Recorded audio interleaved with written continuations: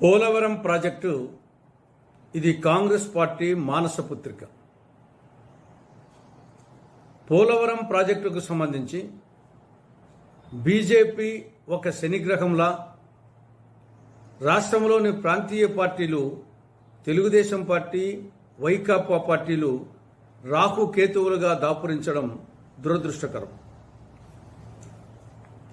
పోలవరం బహుళార్థ సాధక ప్రాజెక్టు ఇది ప్రకృతి ఆంధ్రప్రదేశ్కు ప్రసాదించినటువంటి ఒక వరం. ఇది ఆంధ్రప్రదేశ్కు ఒక జీవనాడి. పవిత్ర గోదావరి నది మీద ధవళేశ్వరం బ్యారేజీకి ఎగువన 42 కిలోమీటర్ల దూరంలో పోలవరం అసెంబ్లీ నియోజకవర్గంలో పోలవరం మండలం రామయ్యపేట వద్ద ఇది నిర్మాణమవుతా ఉంది. ఇది బహుళార్థ సాధక ప్రాజెక్ట్. ఇది పూర్తయితే 7,20,000 ఎకరాలకు కొత్త ఆయకట్టుకు సాగునీరు అందుతుంది. 10,13,000 ఎకరాలకు స్థిరీకరణ జరుగుతుంది. 540 గ్రామాల్లో 28,50,000 మందికి త్రాగునీరు అందుతుంది.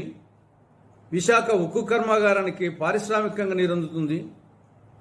960 మెగావాట్ల జల విద్యుత్ ఉత్పత్తి అవుతుంది.